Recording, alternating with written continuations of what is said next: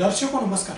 City channel प्रस्तुत चला सज्ज होऊया या कार्यक्रमात मी जगदीश शिंदे आपलं पुन्हा एकदा स्वागत करतो. विद्यार्थी सुरक्षितता यासाठी शासन असेल, प्रशासन असेल, शिक्षण विभाग असेल, गृह विभाग असेल, सारेच अत्यंत सतर्क झाले. विद्यार्थ्यांच्या सुरक्षिततेच्या दृष्टीने साऱ्या उपाययोजना केल्या जात आहेत. उपाययोजनांची पडताळणी केली जाते. विद्यार्थी कसे सुरक्षित राहतील यासाठी विशेष काळजी घेतली जाते. खरं म्हणजे विद्यार्थी असतील, बालक असतील, हे घरून शाळेत जात असतात, शाळेतल्या घरी येत असतात. त्यांच्या सुरक्षिततेचा सर्वात महत्त्वाचा भाग म्हणजे त्यांचा प्रवास शाळेपर्यंतचा असेल, शाळेतून घरी येण्याचा असेल. मला वाटतं विद्यार्थी वाहतूक, विद्यार्थ्यांचा प्रवास हा देखील तितकाच सुरक्षित राहणं हे फार आवश्यक आहे. अर्थात शिक्षण विभागाच्या सूचनेनुसार, प्रशासनाच्या सूचनेनुसार शाळांमध्ये परिवहन समितीची निर्मिती करण्यात आली. परिवहन समितीच्या माध्यमातून पालक असतील, जे काही वाहनांच्या माध्यमातून, स्कूल बसच्या माध्यमातून असेल, रिक्षांच्या माध्यमातून विद्यार्थ्यांचा जो काही प्रवास केला जातोय, घडविला जातोय, त्याच्या बाबतीत सुरक्षिततेच्या उपाययोजना केल्या जात आहेत. कारण म्हणजे आत्ता आपल्या समवेत या कार्यक्रमात धुळे शहर वाहतूक शाखेचे सहाय्यक पोलीस निरीक्षक, ज्यांनी यापूर्वी याच विभागाची प्रभारी म्हणून प्रमुख जबाबदारी ज्यांनी स्वीकारलेली होती, असे सहाय्यक पोलीस निरीक्षक श्री भूषण पते साहेब आपल्या सोबत आहेत. सर नमस्कार. नमस्कार सर. खरं म्हणजे आता बदलापूरची एक घटना घडली आणि त्यानंतर सगळीकडे अलर्ट प्रशासन झालेलं आहे. गृह विभाग विशेष दक्ष आहे. विद्यार्थ्यांची सुरक्षितता लक्षात घेता विद्यार्थ्यांची वाहतूक जी काही शहरात होत असते, काय आपला अनुभव आहे या संदर्भात? शासनाच्या ज्या सूचना आहेत त्यानुसार आपण जिल्हा स्कूल बस समिती याची स्थापना केलेली आहे आणि माननीय पोलीस अधीक्षक सो यांच्या अध्यक्षतेखाली प्रत्येक 3 महिन्यानंतर त्याची मीटिंग SP सरांच्या दालनात होत असते. त्या ठिकाणी शाळेचे प्राचार्य तसेच सर्व शिक्षणाधिकारी सर्व उपस्थित असतात आणि त्यांच्या उपस्थितीत ही बैठक घेतली जाते. त्या बैठकीत काय उपाययोजना केल्या जावं, शासनाच्या काय सूचना आहेत, आपण कितपर्यंत त्या फॉलो करत आहोत आणि अजून काय करण्याची आवश्यकता आहे यावर आम्ही नेहमी चर्चा करत असतो आणि जे काही आमचे टार्गेट आम्ही ठरवले आहेत त्याचा देखील आम्ही आढावा घेत असतो. सर, खरं म्हणजे आपण शहरातला जो अनुभव पाहतो की शहरातल्या अनेक भागात शाळांमध्ये प्रचंड गर्दी, तर रिक्षामधून प्रवेश केला जातो, स्कूल बसमधून विद्यार्थ्यांचा प्रवेश होत असतो. याच्या क्षमतेपेक्षा जास्त विद्यार्थी बसवले जातात, हे जनरली आपल्या निदर्शनात येत असते. तर त्यांच्या बाबतीत काय आपली विशेष भूमिका आहे किंवा त्यांना सतर्क करण्याच्या बाबतीत, किंवा अनेकदा त्या रिक्षाला म्हणजे त्याची मुदत बाह्य असते, मुदतच संपलेली असते. अर्थात रोजगाराचा प्रश्न म्हणून बऱ्याच वेळा त्यांच्यावरच्या कारवाईला विरोध होतो, पण विद्यार्थ्यांची सुरक्षितता ही तितकीच महत्त्वाची. नक्कीच विद्यार्थ्यांची सुरक्षितता ही खूप महत्त्वाची आहे. या अनुषंगाने आम्ही ज्या काही सूचना देतो त्याचे हवे तसे पालन शिक्षण विभागामार्फत होताना त्यावेळेस दिसत नाही, परंतु काही शाळांचा खरंच खूप चांगला त्याला प्रतिसाद असतो. जसं मी पोद्दार इंटरनॅशनल स्कूल जे आहे त्याचं नाव घेऊ इच्छितो. त्या शाळेचं नियोजन खूप चांगलं आहे. म्हणजे सर्वात बेसिक गोष्ट जी आहे की ज्या शाळा ऑटो असतील किंवा बसेस असतील त्या तुमच्या शाळेच्या कंपाऊंडच्या आत यायला हव्यात आणि मग तुम्ही त्या विद्यार्थ्यांना बसवून त्यांच्या घरी त्यांना सोडायला हवं.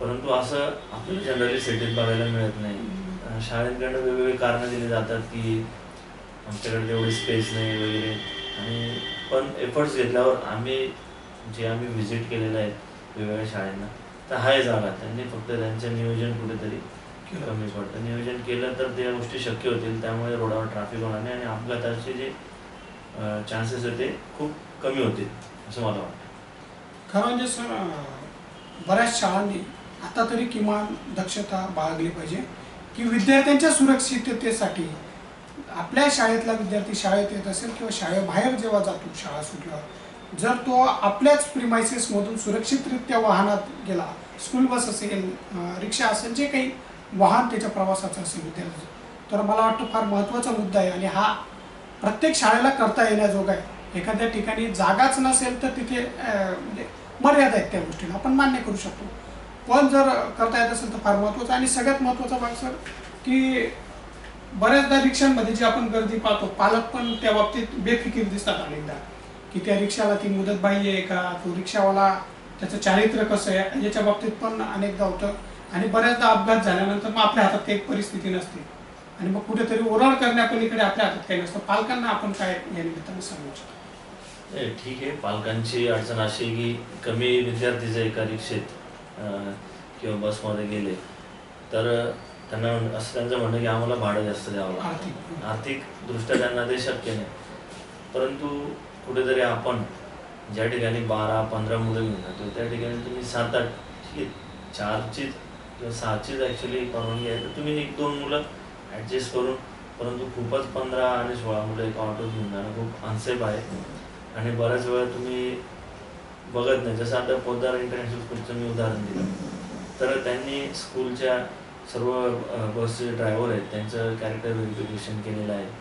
नंतर ते प्रत्येक महिन्याला आम्हाला स्वतः बोलवतात शाळेत, इन्व्हाइट करतात, आम्ही जातो. ते त्यांनी जो महिनाभरात रेकॉर्ड किती वेळा आम्ही बसेसचे चेकिंग केलेली आहे, म्हणजे त्याचे ब्रेक वगैरे टेक्निकल गोष्टी सगळ्यात तपासल्या आहेत, ड्रायव्हरचं व्हेरिफिकेशन केलं आहे. नंतर प्रत्येक बसमध्ये एक मुलगा त्यांनी आणि एक मुलगी, एक मॉनिटर म्हणून की चालकाचं आणि जे सोबत काळजीवाहक असतात त्यांचं काय वर्तणूक आहे, ते व्यवस्थित गुटखा खातात का, काही व्यसन करतात का, ती मुलं त्यांना फीडबॅक देतात सरांना. हे असं काहीतरी आपण त्याच्यावर युक्त्या लढवायला हवं.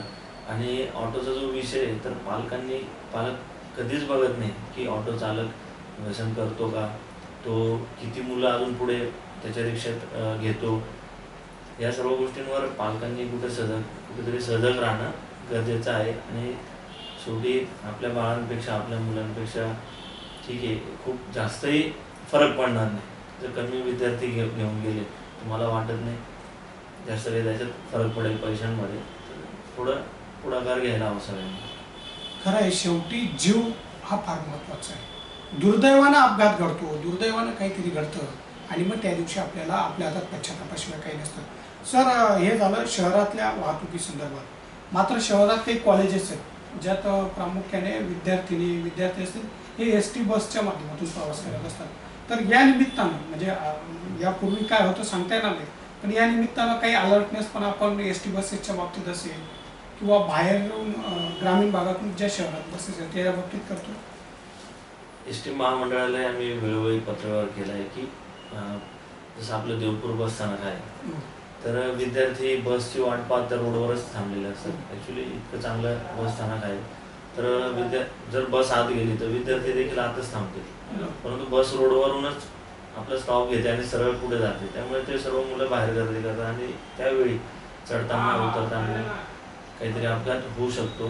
त्या अनुषंगाने ज्या गोष्टी आमच्या लक्षात आल्यानंतर आम्ही पत्रव्यवहार केलेला आहे की ह्या बसेस आतच जायला हव्यात आणि तिथूनच त्यांनी विद्यार्थ्यांना घ्यायला हवं. आणि बसेस लेट होऊ नये जेणेकरून सायंकाळची वेळ असते, त्यात मोस्टली मुली पण असतात, तरुणी असतात, तर पुढे जाऊन देखील त्यांना काही किलोमीटर पायी चालावं लागत असेल मे बी, तर आपण वेळेचं थोडं काटेकोरपणे पालन करावं बाबतीत अशा थोड्या ज्या प्राथमिक सूचना आम्ही त्यांना दिलेल्या आहेत. खरं म्हणजे विद्यार्थ्यांसाठी खास करून मुलींसाठी मानव विकास मिशनच्या बसेस असतात. अर्थात निश्चित ही सूचना प्रचंड स्वागतार्ह आहे, कारण विद्यार्थी असेल विद्यार्थिनी असेल त्यांची सुरक्षितता पाहताना अपघात हा एक प्रकार नाही तर अनेकदा छेडखानी होते, त्रास होते. विनाकारण मुली जर उभ्या राहत असतील बस स्थानकाबाहेर आणि त्या दरम्यान जर काही अनुचित प्रकार घडत असतील, मला वाटतं ते कायदा व सुव्यवस्थेला पण चॅलेंज करत असतील. म्हणून एस टी बस जे अधिकाऱ्यांच्या प्रॉपर हातात आहे किंवा ते होण्याची अपेक्षा निश्चित आहे आणि ते झालंही पाहिजे. सर, मी अखेरचा एकच प्रश्न विचारतो की शहरातल्या वाहतूक व्यवस्थेबाबतीत आपलं काय ओपिनियन आहे, काय सुज्ञ धुळेकरांना, म्हणजे ठीक आहे विद्यार्थी सुरक्षितता हा विषय तर झाला, पण सुज्ञ धुळेकरांना आपण अखेर काय आवाहन कराल की आपलं शहर सुंदर सुरक्षित वाहतूक होऊ शकेल? नक्की हा सर्वात महत्त्वाचा प्रश्न आहे, कारण की दंड करूनच सुधारणा होईल असं काही नाही. तर समाजात प्रबोधन हा एक खूप महत्त्वाचा विषय आहे. आणि असंच वाहतुकीच्या संदर्भात जो आहे आपला एक सप्ताह वर्षातून एक वेळा असतो, त्यावेळी आम्ही ह्या वर्षी हेल्मेट रॅली घेतली, वेगवेगळे बॅनरमधून आम्ही लोकांना संदेश दिला, प्रबोधन करण्याचा प्रयत्न केला. तर जे आता मोस्टली 90% जी जनता आहे ते सुशिक्षित आहे, तर आपण आपल्या त्या वागणुकीतनं ते रिफ्लेक्ट व्हायला हवं. तर रस्त्यात आपलं काम आहे म्हणून 2 मिनिटं फक्त जायचं आणि यायचं, तो 2 मिनिटाचा प्रश्न नसतो. त्या 2 मिनिटात भरपूर काही वाहतुकीला अडथळा निर्माण होतो. त्या बाहेर पार्किंगच्या बाहेर पार्क केलेल्या वाहनामुळे अपघात होण्याचे चान्सेस असतात.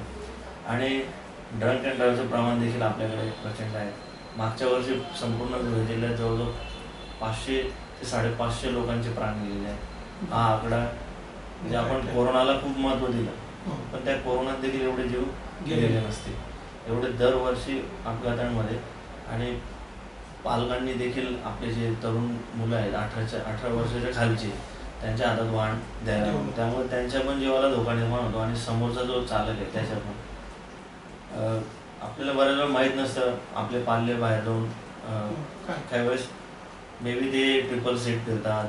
आणि आता काही दंड असे आहेत की कोर्टात 5,000 रुपये दंड आहे. पालकांना देखील पाल्याला वाहन दिलं लायसन्स नसताना म्हणून त्यांना 10,000 दंड देखील मोठ्या प्रमाणात आहे. तर आपण स्वतःच घरातनंच ही शिस्त आपल्या पाल्यांपासून सुरुवात केली.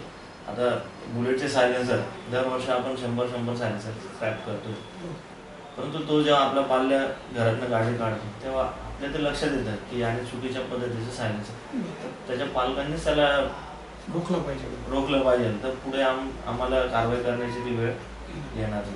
तर कुठेतरी घरातनं पण आणि शाळांमधून पण हे शिक्षण मिळणं खूप गरजेचं आहे, जेणेकरून पुढची पिढी वाहतुकीच्या नियमांचे पालन करेल. त्यामुळे अपघातांचे प्रमाण कमी होईल आणि आपली वाहतूक जी शहरातील ती देखील सुरळीत होईल. खरं म्हणजे कोते साहेबांनी अत्यंत महत्त्वाच्या मुद्द्याकडे आपल्याला सगळ्यांचं लक्ष वेधलं आहे की आपल्या अल्पवयीन मुलाकडे आपण सहज वाहन देऊन मोकळे होतो. पुन्हा वाहनांचे चित्रविचित्र आवाज, कर्णकर्कश आवाज, आणि पुन्हा सगळ्यात महत्त्वाचं म्हणजे जर अपघात झाला तर त्याच्या जीविताला तर धोका आहे वाहन चालवताना, पण समोरच्याच्याही जीविताला धोका होतो. पर्यायाने आपण साऱ्या अडचणीत येत असतो. आणि पुन्हा कोर्टात जाणे, दंड भरणे, किंवा आहेत जागेवर जरी भरायचा म्हटला तरी आर्थिक खर्च का म्हणून आपण सहन करायचा. जर आपण वाहतुकीच्या नियमाचं पालन केलं तर काही अडचणीत येण्याचा प्रश्न नसतो. आणि महत्त्वाचा भाग तोच की प्रत्येक घराघरातून जनजागृती होणं. आणि जर शाळा महाविद्यालयांनी विशेष पुढाकार घेतला, विशेषतः महाविद्यालयांनी वाहतुकीच्या नियमांची माहिती देण्यासाठी किंवा जनजागृती करण्यासाठी, तर मला वाटतं याचा शहरासाठी फार चांगला आणि सकारात्मक परिणाम दिसून येऊ शकेल. म्हणूनच म्हणतो की आपण साऱ्यांनी विद्यार्थी सुरक्षितता ही निश्चित महत्त्वाची, त्याचप्रमाणे या शहराची सुरक्षितता महत्त्वाची आहे. म्हणून आपण साऱ्यांनी सतर्क झालं पाहिजे, सजग झालं पाहिजे. सिटी चॅनल प्रस्तुत चला सजग होऊया या कार्यक्रमात आज आपण इथेच थांबूयात. पुन्हा भेटूया नव्या भागात. सन्माननीय श्री कोते साहेब, आपण आम्हाला वेळ दिला, आपल्या मनापासून धन्यवाद.